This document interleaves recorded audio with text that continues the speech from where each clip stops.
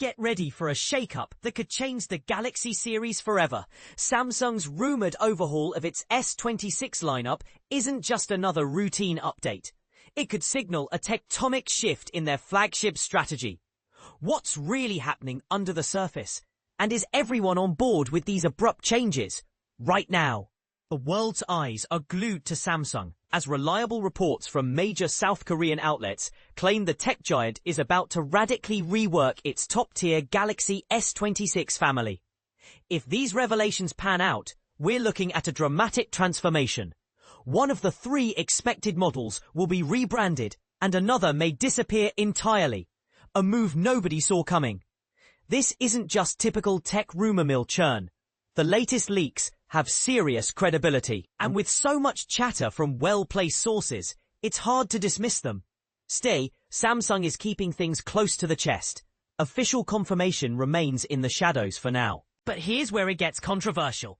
Why would Samsung kill off or rename core models in such a high-profile series? Let's rewind a bit. Remember the Galaxy S25 Edge? Most industry watchers underestimated it at launch. Early sales numbers were underwhelming, and critics were quick to trumpet its supposed failure. Yet, thanks to aggressive discounts, especially in massive markets like the US, sales appear to have quietly improved.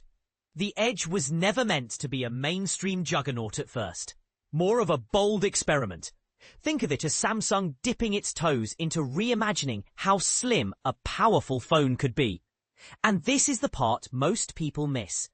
Contrary to those initial dire forecasts, Samsung apparently saw enough promise in the S25 Edge's revival to justify ramping up production of its successor.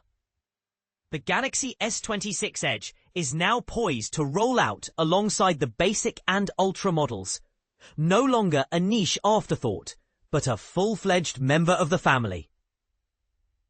There's speculation it'll come packed with a surprisingly large battery, all without sacrificing that eye-catchingly thin build. Does this signal that ultra-slim devices are making a comeback? Or is Samsung gambling too much on a passing trend? But let's not gloss over the elephant in the room. The Galaxy S25 Plus always trailed behind its siblings in sales. Oddly, the smaller entry-level S25 didn't fare much better. In South Korea, both models only pulled modest pre-order shares, raising the question, did consumers ever really want a middle child in the Galaxy S line?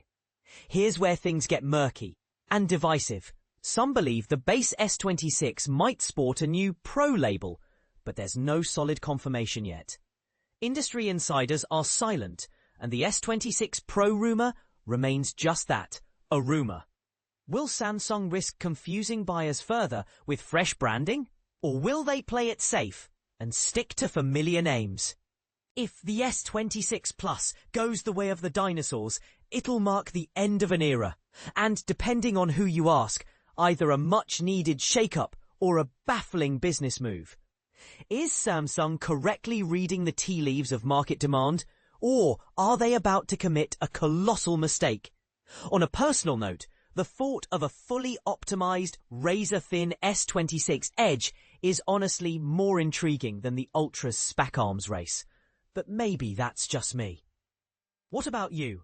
Are you excited for this shake-up? Or do you think Samsung is cutting away too much too soon? Could the disappearance of the Plus model be a misstep or a stroke of genius? Chime in. Do you agree with Samsung's bold direction, or do you see trouble ahead?